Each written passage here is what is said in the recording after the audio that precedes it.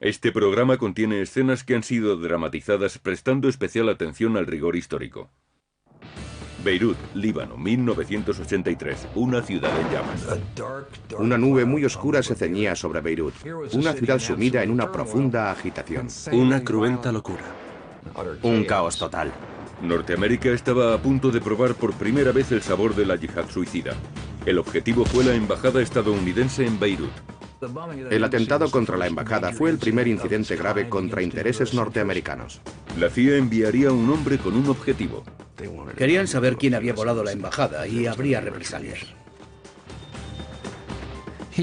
Se le dio carta blanca para averiguar quién lo hizo. La CIA había decidido intervenir. O te matan o les matas. Así son las cosas.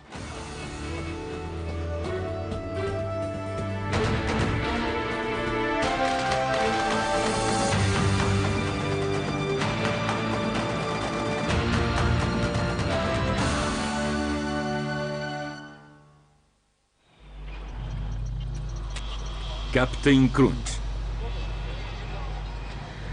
1983, Beirut, Líbano. Las milicias se han apoderado de las calles. Facciones cristianas y musulmanas han cortado la ciudad en dos, dejando impotente al gobierno. Beirut estaba dominada por una cruenta locura. Casi todos los días había tiroteos entre las distintas facciones. En Beirut, los ataques terroristas eran una costumbre. Recuerdo que en una noche hubo 10. Había zonas de la ciudad donde no se podía ir. Sería una lucha larga, como la de los Capuleto y los Montesco. Nadie podía explicarlo. 25 de agosto de 1982. El presidente Reagan envió al Líbano una fuerza de 800 marines, creyendo que así podría restablecer el orden en Beirut. En Oriente Medio siempre hay que actuar con prudencia. Hay que pensarlo bien antes de ir. Porque una vez allí, el terreno que se pisa puede ser traicionero. David Ignatius acudió a Beirut en nombre del Wall Street Journal. El peligro hacía que todo pareciera más interesante. Había tantas historias que contar, tantos secretos. Tratando de descubrir los secretos de Beirut, Ignatius visitó la embajada norteamericana. Salí de la embajada y mientras hablaba por teléfono, oí la explosión más fuerte que nunca había oído en Beirut.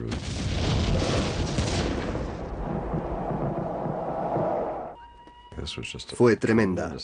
Enseguida corrió la noticia de que había sido en la embajada. Volví allí y cuando llegué los marines estaban formando un cordón de seguridad. El edificio me pareció un cuerpo humano al que hubieran arrancado la carne. La visión de la fachada era extraña.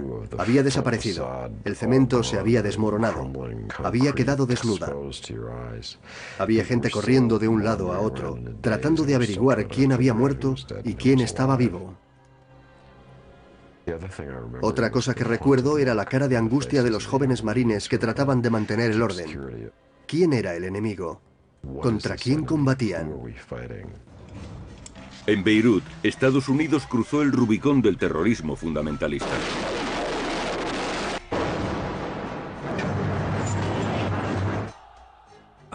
Comprendimos que los americanos nos habían convertido en objetivo por nuestro apoyo tácito a Israel. Aquel día empezó realmente la campaña terrorista contra los Estados Unidos. 64 personas murieron en lo que hasta entonces había sido el peor atentado terrorista contra los Estados Unidos. Fue un coche bomba. Habían espiado a la embajada americana, sabían lo que hacían. El atentado no solo fue un ataque simbólico contra Norteamérica. Los terroristas creían que la CIA movía los hilos en Beirut y fueron a por ella. El número 1 del cuartel general de la CIA y otros personajes estaban ese día en la embajada. Uno de los mejores espías estadounidenses, Robert Ames, murió junto con los demás agentes de la delegación de la CIA en la embajada. Todo el mundo se preguntaba quién habría atentado contra la embajada, que no había sido elegida al azar. Aquel día se tomó como objetivo la embajada por las personalidades que estaban allí. Mientras, en Langley, Virginia, la CIA impartía un curso en un lugar conocido como The Farm, la granja. Yo estaba en la granja, siguiendo un curso de paracaidismo, cuando uno de los profesores nos comunicó la noticia. La embajada en Beirut había sido atacada. Fue una catástrofe. Que alguien quedara vivo sería un milagro. Luego apareció la lista de fallecidos. La CIA recibía uno de los golpes más duros de su historia. Teníamos gente allí. Toda la delegación había muerto, excepto, creo, 1 o 2 agentes. Esa tarde me llamaron de seguridad del cuartel general. Me preguntaron si aceptaría una misión peligrosa en Beirut. El agente de la CIA, Kate Hall, fue citado en el 7º piso de Langley. Cuanto más alto era el piso, más importante eran los cargos. A partir del 6º, la atmósfera estaba enrarecida.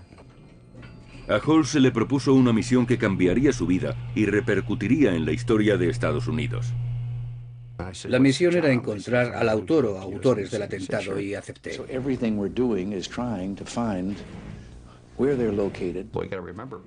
El presidente Reagan dijo que los autores serían descubiertos y capturados. El jefe de la división me dijo que el presidente leería en persona mis telegramas. La CIA quería devolver el golpe y envió a uno de sus agentes. La operación se denominaría Captain Crunch. Querían saber quién había volado la embajada y habría represalias. Para un viejo capitán de marines, la propuesta equivalía a una orden.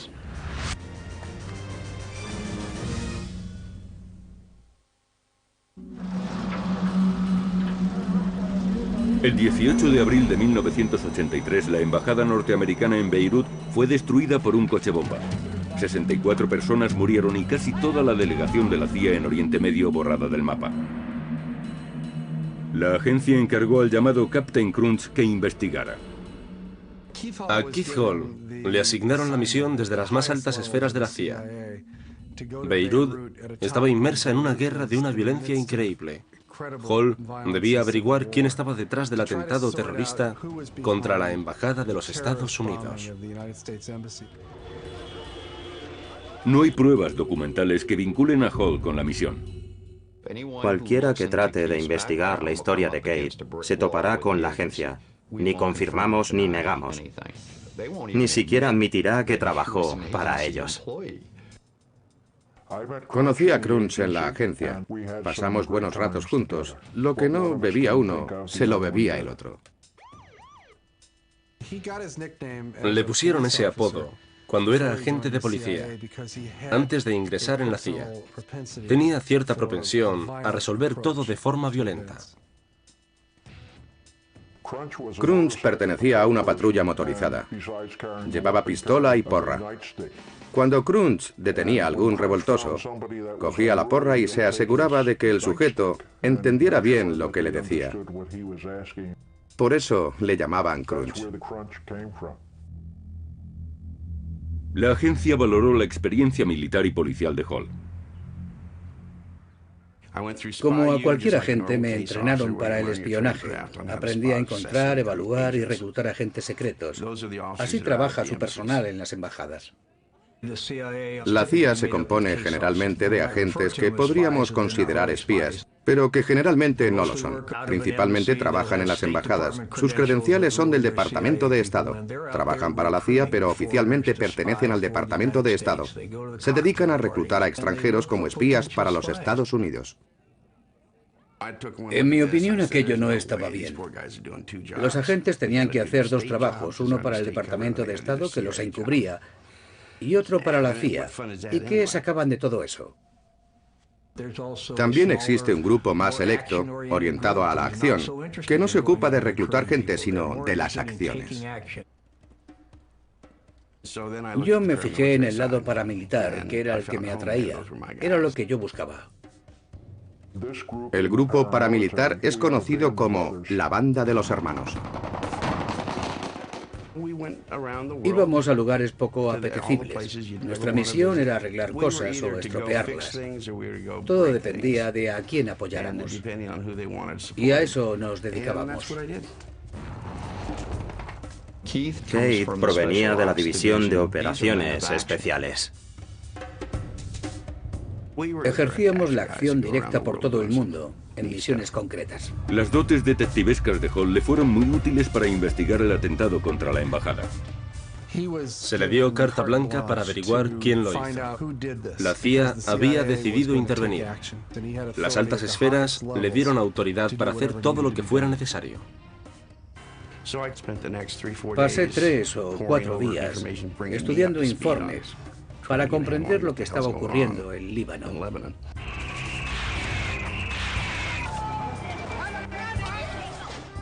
Era una ciudad sumida en una inmensa agitación. Hablo de muertes, de muchas muertes. Resultaba difícil describir cómo era aquella guerra civil porque la situación cambiaba radicalmente con mucha frecuencia. En 1967, la Guerra de los 6 Días hizo que miles de refugiados palestinos de la Franja Oeste y de Gaza acudieran al Líbano. En 1982, la OLP empezó a organizar ataques contra Israel, preparándolos en Beirut.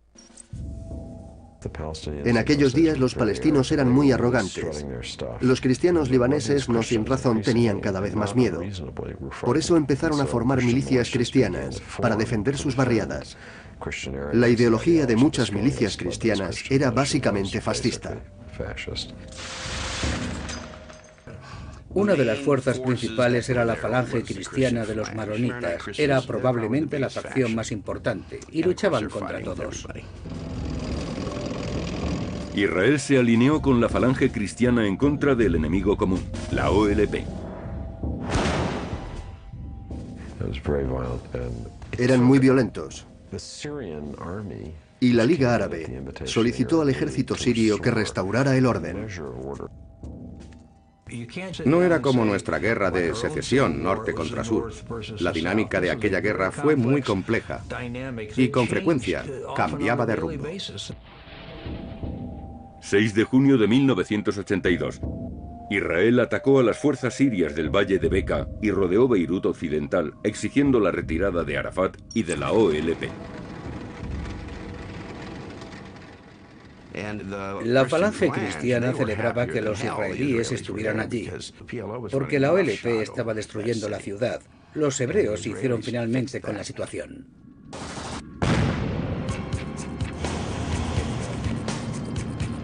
Debido a la presión norteamericana, la OLP accedió a salir del Líbano.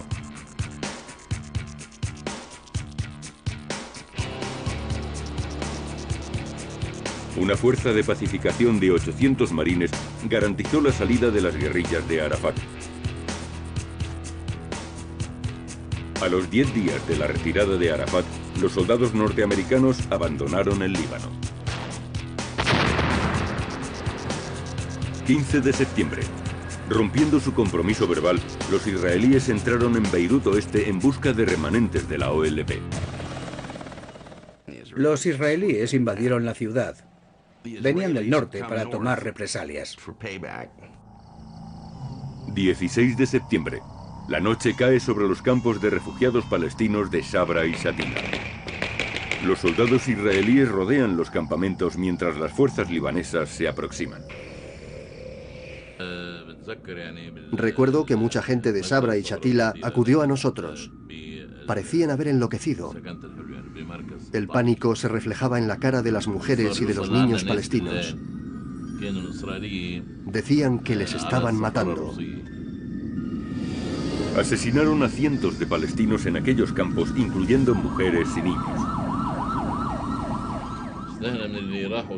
Vimos las consecuencias de la carnicería, porque sin duda fue una carnicería. Un espectáculo espantoso. Debió haberse evitado. ¿Quién lo preparó? ¿Quiénes participaron en él? Eso es lo que yo me pregunto. Los israelíes se encargarían de las primeras 20 o 30 personas. Está claro, pero luego les siguieron las fuerzas libanesas y la milicia cristiana, y se ocuparon del resto. Puede preguntarle a cualquiera. Todos le dirán que los americanos tuvieron la culpa. Una comisión israelí negó que sus soldados tomaran parte en la masacre, pero otros dirían que tampoco hicieron nada por detenerla. La comunidad musulmana manifestó su ira contra los israelíes. Al no poder responderles, algunos dijeron, ¿cuál puede ser nuestro objetivo? Los Estados Unidos ayudaron a los israelíes, así que a por ellos. Estados Unidos se convirtió en enemigo porque apoyaba a Israel. Y de pronto los americanos sufrieron ataques por todas partes, entre otros el de la embajada.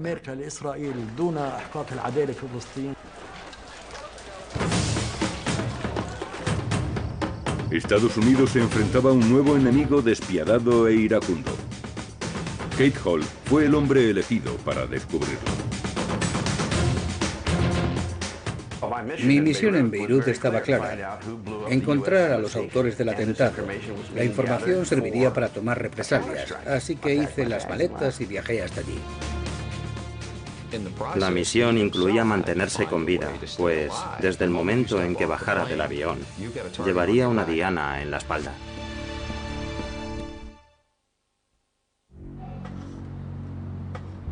Abril de 1983. Keith Hall es enviado por la CIA a Beirut para descubrir quién atentó contra la embajada.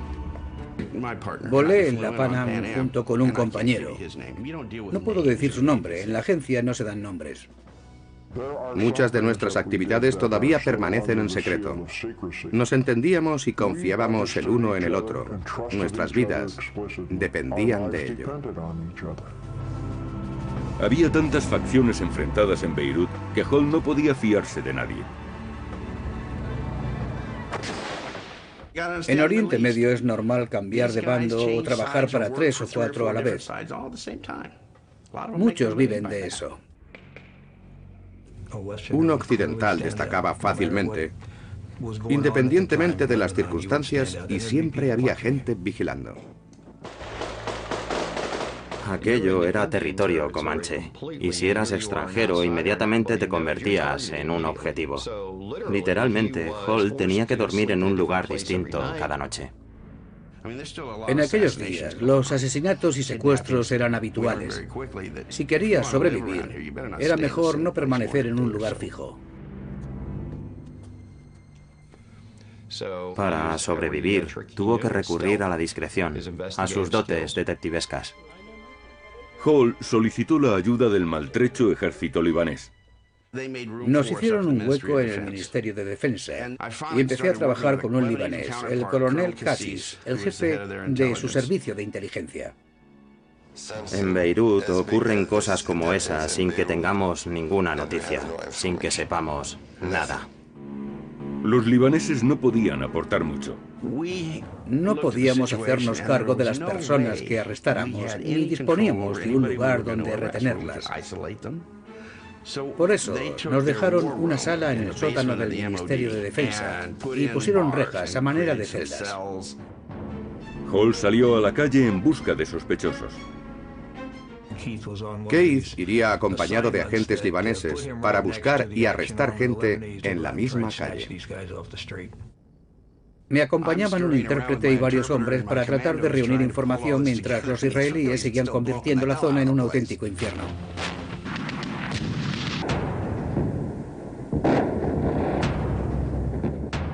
Los sospechosos del ataque terrorista eran protegidos por las milicias musulmanas que dominaban la zona oeste de Beirut. Estaba separada de la zona este, cristiana, por una peligrosa frontera, la Línea Verde. La Línea Verde era una línea divisoria que acabó convirtiéndose en el epicentro de la guerra civil. Los enemigos se apostaban a ambos lados de la línea, a 30 metros, y disparaban a todo lo que se movía.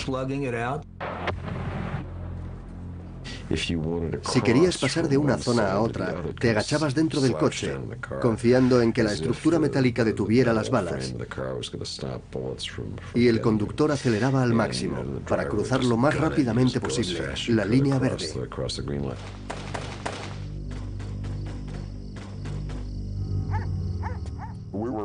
Trabajábamos siempre en la sombra, pero con paciencia, perspicacia y confianza en los hombres que tenías de tu parte, acababas averiguando muchas cosas. Nuestro punto de partida fue Jada. Ese fue el principio.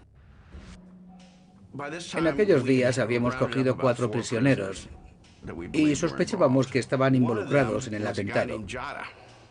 Hada era el nombre de uno de ellos y trabajaba en la embajada estadounidense. El embajador americano, Dillon, reprochó a la inteligencia libanesa su arresto, pero ellos le dijeron que sospechaban que había participado en el atentado. Hada era militar, sano, fuerte y había combatido con su AK-47 y un lanzagranadas.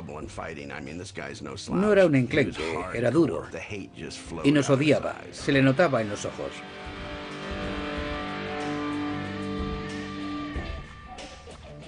Entre los palestinos capturados por los libaneses consiguieron un informador. El informador dijo a los libaneses que les contaría lo que quisieran saber, si estaba en su mano. Mi intérprete lo llevó ante Hada, al cual, por supuesto, le vendamos los ojos. El delator le reconoció. Sí, este es Hada, es un sargento o teniente de la OLP. Lo he visto acompañando a jefazos de la OLP por Beirut.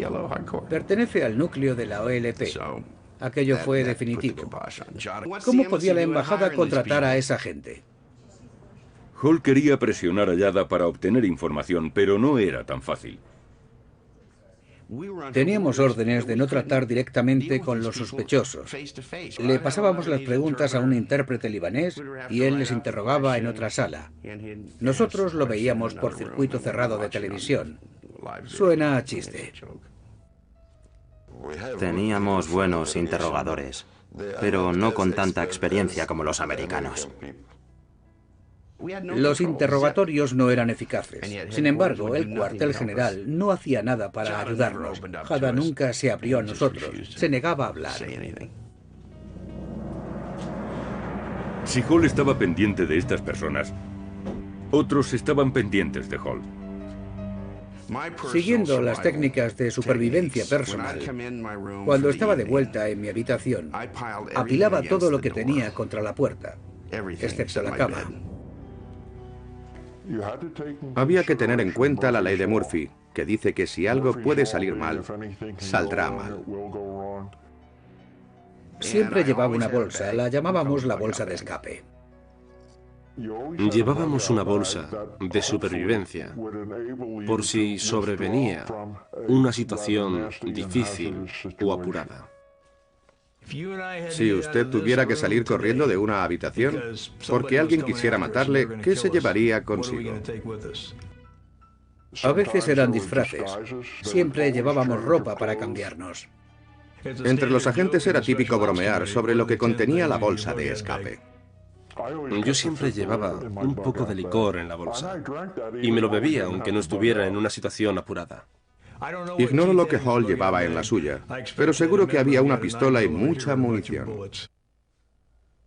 A las 3 de la mañana yo estaba leyendo un libro, porque no tenía sueño. De pronto oí un ruido. Alguien intentaba girar el pomo de la puerta, la empujaba. Entonces me protegí con el colchón y cogí mi pistola de 9 milímetros. Imaginé que acabarían abriendo la puerta y arrojando una granada. Pero no ocurrió nada. Así que llamé por teléfono a la habitación de mi compañero y le dije que se preparara, que alguien estaba forzando mi puerta. Me contestó que también estaban forzando la suya. Debían actuar deprisa, porque solo había dos posibilidades. O los asaltantes se iban, o ellos morirían.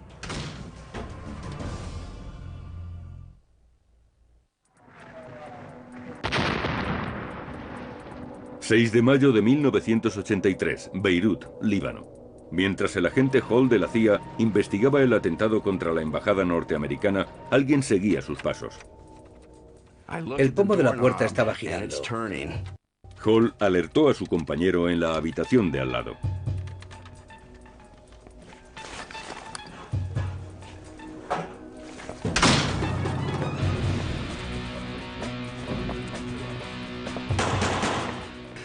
Ambos salimos por la ventana. Acordamos vernos en un lugar convenido y no volvimos allí. Desde entonces empezamos a dormir con los ojos abiertos. Vigilaba los tejados y cambiaba de escondite cada 2 o 3 días para no estar localizado. Y en medio de este caos, trataba de averiguar quién eran los responsables del atentado. 4 sospechosos permanecían bajo custodia, pero la CIA prohibía a Hall que entrara en contacto directo con ellos. No controlábamos a los prisioneros. Nos impedían hacer una buena labor de investigación. Finalmente nos permitieron verles cara a cara, pero teníamos que disfrazarnos. Me gasté $200 en unas gafas de sol y envié un telegrama al cuartel general para informarles de que me había disfrazado. Tiene gracia. ¡Qué idiotez! El 10 de junio la investigación de Hall estaba en punto muerto.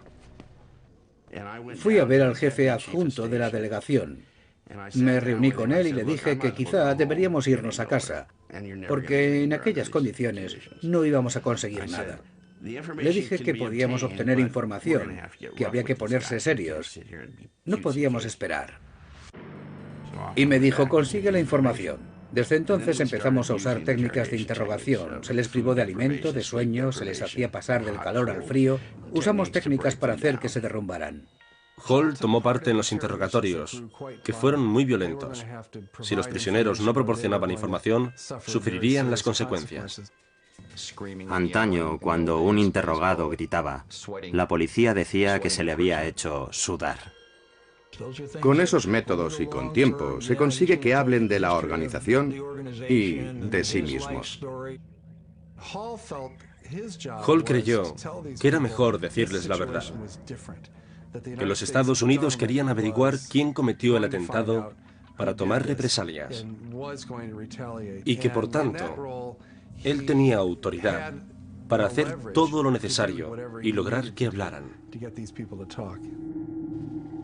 Finalmente, uno de los sospechosos accedió a mostrarles dónde se había preparado la bomba.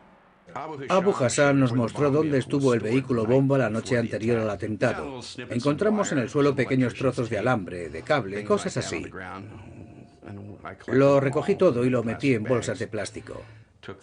En la embajada solicité que las enviaran a un laboratorio del FBI o de la CIA para comprobar si coincidían con los restos hallados en el lugar de la detonación. Hall supo enseguida dónde buscar más pistas. Abu Hassan vivía en el segundo o tercer piso de un edificio de apartamentos. Así que fuimos allí y registramos el apartamento. Descubrimos un hueco en la pared en el que había una pistola y 2 granadas, junto con algunas cartas. Una de ellas, dirigida a un sirio, mencionaba algunos objetivos americanos a los que atacar. Aquellos hallazgos nos permitieron presionar a Abu Hassan. ¿Quién preparó la bomba? ¿Dónde consiguió los explosivos? Y empezó a hablar. El problema era que no se trataba de un tipo importante. Aparte de que la bomba la había preparado unos extranjeros, sabía poco más. Los sospechosos no eran lo suficientemente importantes para facilitar información sustanciosa. Aunque nos esforzábamos, no había progresos. A veces estás tan cerca del bosque que no ves los árboles. Así que empezamos por el principio, y entonces se hizo la luz. Hall se centró en los primeros sospechosos detenidos por la inteligencia libanesa. La inteligencia libanesa había detenido a esos tipos minutos después de la explosión en la embajada. ¿Cómo pudieron detenerlos tan pronto? ¿Los cogieron al azar? Los detuvieron en casa de un tal Elias Nimmer. Acudieron allí esperando a que éste llegara para pagarles. La embajada ha explotado, así que páganos. Pero Nimmer no estaba en casa, había salido. Los otros estaban esperándole en la puerta y allí los detuvieron. Fui a ver al coronel Cassis y le dije que tenía que detener a Elias Nimmer. Entonces Cassis empezó a sudar. Elias Nimmer era miembro de la Falange Cristiana Libanesa. Era un miembro importante del partido de la Falange Cristiana. El coronel Cassis me dijo que no podía arrestarle.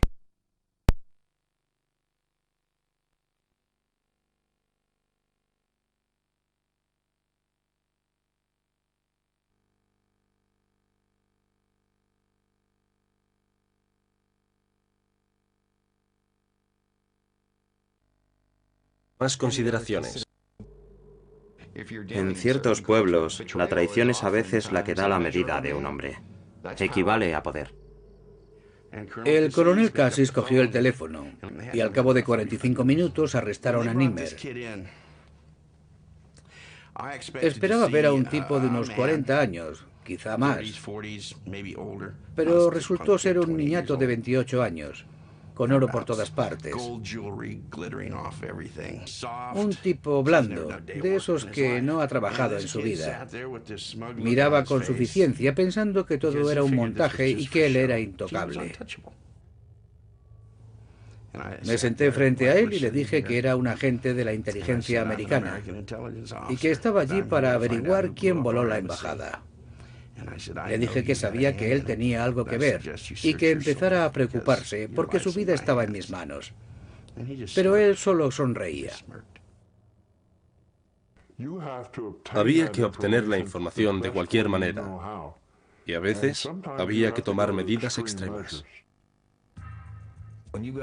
Cuando se trata de un tipo mimado por la vida, se puede conseguir que se derrumbe psicológicamente en muy poco tiempo. Una semana después, todavía no se le había borrado la sonrisa y se atrevió a decir una estupidez. Entonces le di un golpe, lo tiré de la silla. Abrió unos ojos como platos. No podía creer que alguien le pegara. Aquello le impresionó. Nadie lo había hecho antes. Le cogí por el cuello, le hice sentarse y le dije, esto es solo el principio. Tenía que creer que le podía ocurrir cualquier cosa. Por tanto, a veces había que hacerle un poco de daño, pero tenía que pensar que eso no era nada comparado con lo que le esperaba. Le dije que su vida estaba en mis manos y que nadie iba a venir a liberarle. Si se convence a alguien de que puede morir pronto, es muy probable que empiece a hablar enseguida. No le dejamos ni dormir ni comer. Y lo mantuvimos así durante varios días. Hasta que finalmente se desmoronó y empezó a dar información.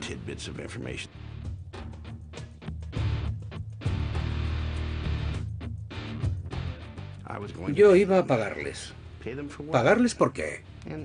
Y acabó contándolo todo. Hall empezó a concebir una teoría sobre la conspiración contra la embajada. Identificó al menos a 2 personas que estaban conectadas directamente con el atentado. Fue la OLP, a través de un infiltrado en la embajada, a la que dio la señal. Jada salió a la puerta principal y avisó a otro conspirador. La señal quería decir que los hombres de la CIA estaban dentro de la embajada y que había que detonar la bomba.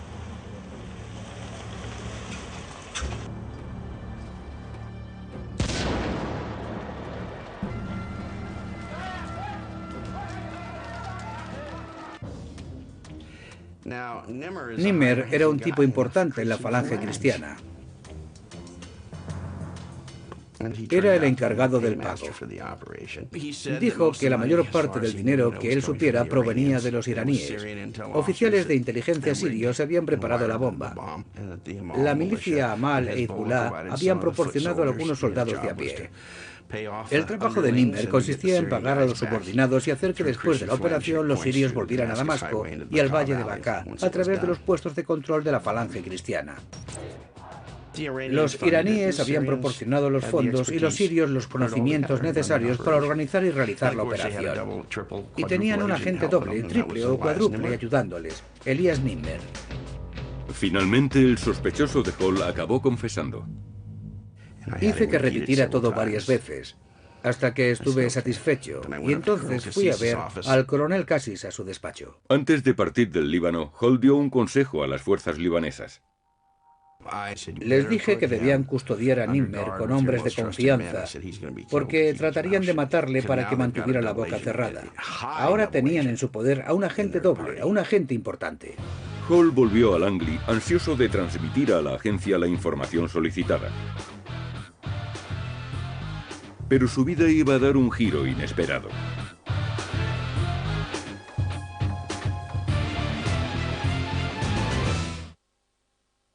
En agosto de 1983, Keith Hall, el agente de la CIA conocido como Capitán Crunch, había cumplido en Beirut una misión imposible. Había conseguido pruebas y una confesión sobre el atentado de la embajada que había costado 64 vidas. Hall había llegado hasta la célula terrorista responsable del atentado de la embajada y regresó a los Estados Unidos con aquella información. Keith, en circunstancias muy difíciles, había descubierto no solo quién había atentado contra la embajada, sino quién iba a atentar en el futuro contra otros objetivos. Pero según Hall, su investigación para la CIA no era lo que parecía. Fue nuestra propia gente la que nos puso trabas.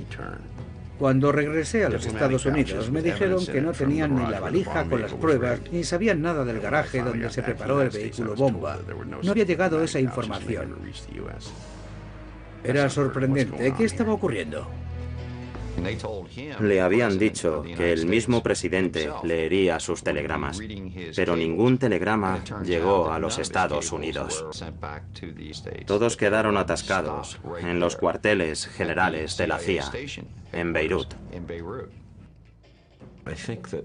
A pesar de que unos agentes de inteligencia habían encontrado la solución al enigma del atentado, en los Estados Unidos no había voluntad de conocer los detalles. Eran reacios a utilizar las pruebas encontradas.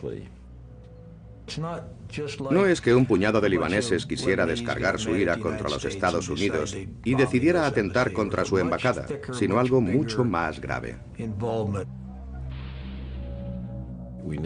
Nos dimos cuenta de que Irán había iniciado una guerra encubierta contra Estados Unidos para que abandonara el Líbano y posiblemente Oriente Medio, y lo había hecho de una forma muy inteligente. Creo que la investigación se abrió para decirle al Congreso o a quien fuera que habían enviado a uno de los mejores agentes y no había llegado a ninguna conclusión. Pero desgraciadamente para ellos la alcanzamos. En lugar de ser recibido como un héroe por haber cumplido con éxito una difícil misión, se encontró con que le condenaban por las técnicas que había empleado para obtener esa información. Creo que a los 8 días de mi regreso, Elias Nimmer fue encontrado muerto en su celda. Yo sabía que eso iba a ocurrir. Ya había advertido a Cassis al respecto. A veces la política exterior y las torturas a terroristas no casan bien. A alguien en Washington no le gustaron los métodos de Keith. Las técnicas empleadas fueron tan violentas que es posible que cualquier interrogado acabara diciendo exactamente lo que se quería oír. Cuando aparecieron, me los presentaron como miembros de la agencia, pero uno dijo representar al Departamento de Justicia. Yo pregunté que por qué estaban los de justicia allí, y alguien me dijo que podía ser juzgado por asesinato. Me pareció muy interesante y pregunté a quién se suponía que había matado. Me contestaron que a Elias Nimmer. Me hizo gracia. Les dije que si no habían caído en la cuenta de que yo llevaba 8 días en los Estados Unidos y que Nimmer había muerto hacía solo 2. Querían culpar a Keith por la muerte de alguien, y sin duda no estaba involucrado en el asesinato. Me conectaron al polígrafo un par de días. Al segundo dije que ya había tenido bastante y me quité los cables. Les dije que habíamos terminado, que cogieran el teléfono y dijeran que me dejaran salir de allí o iban a enterarse de quién era yo. Entonces me dijeron que la puerta estaba abierta y me marché. Querían acusarle porque no les gustaba lo que había descubierto. Era como si dijeran, no nos gusta lo que estamos oyendo. No nos importa si es verdad o no, pero no nos gusta. Y nuestra única alternativa, Keith, es que tú seas el culpable y recibas un castigo. Acabó encontrándose arrinconado y frustrado. Había terminado su relación con la agencia. Desde entonces fui tratado como enemigo de los Estados Unidos. Teníamos que cubrirnos las espaldas. Desgraciadamente existen personas que se pasan 8 horas al día detrás de una mesa y no debían levantarse por la mañana. Esa gente que no tiene idea de lo que otros tienen que hacer para cumplir con su trabajo. Tuvimos que cubrirnos las espaldas para que no nos pegaran un tiro. Y eso fue todo. Fin de la historia. La versión oficial es que me excedí en mis atribuciones. Perdió su puesto en la CIA y la investigación fue cerrada. Nadie quería oír hablar de ella ni retomarla. Se trataba de una guerra encubierta de Irán contra los Estados Unidos que se estaba desarrollando en el Líbano. Era algo a lo que nadie quería enfrentarse. 23 de octubre de 1983. Un camión se aproxima a la entrada principal de unos barracones de los marines en el Líbano. La diplomacia prohibía que los guardias llevaran sus armas cargadas. Kate disponía de información que hubiera hecho deducir a cualquier persona razonable que los marines eran el objetivo.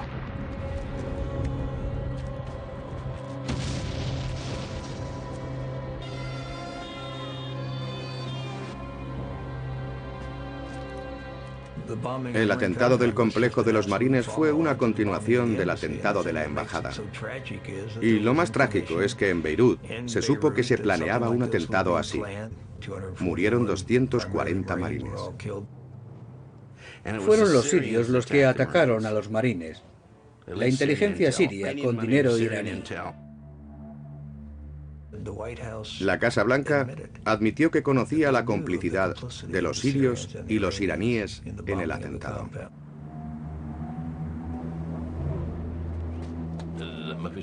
No había duda de que el atentado fue perpetrado por un motivo específico, y los americanos lo sabían. Todo el mundo sabe que la mejor manera de expulsar a Estados Unidos de algún lugar es matar a unos cuantos americanos. La idea era expulsar a los americanos del Líbano. Y funcionó. Nos marchamos. 7 de febrero de 1984. Se ordena a los marines la retirada del Líbano. Todos lo sabíamos. No querían entrar en una guerra abierta contra aquellos que trataban de matar americanos. El mismo Bin Laden solía decir que Estados Unidos era un tigre de papel y citaba Beirut como un buen ejemplo de que se nos podía expulsar de un sitio sin que tomáramos represalias. Y teniendo en cuenta lo ocurrido en Beirut, tenía razón.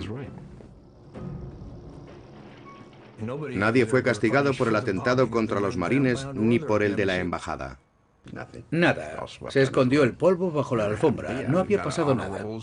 Eso sí, nuestros muertos recibieron honores y todo el mundo decía que había sido algo horrible. Pero nadie quiso asumir culpas.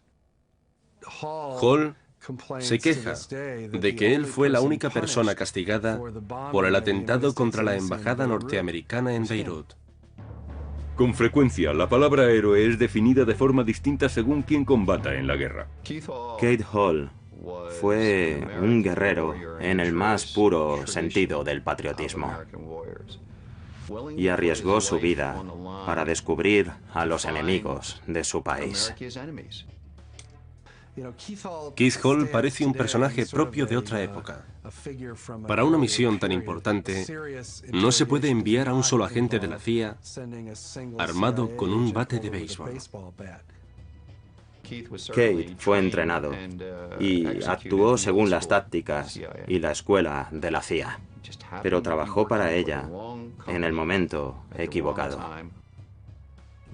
Ahora existe una nueva clase de agentes. Hablo de agentes de la CIA, que aunque no todos son así, no quieren correr ningún riesgo. El resultado es una productividad nula. La CIA ha perdido el norte. En lugar de recompensar y rendir honores a hombres como Kate Hall, los castiga. Viven de la fama y de la gloria de los que les precedieron, de hombres como Kate Hall, que no dudó en arriesgar su vida para cumplir con su deber.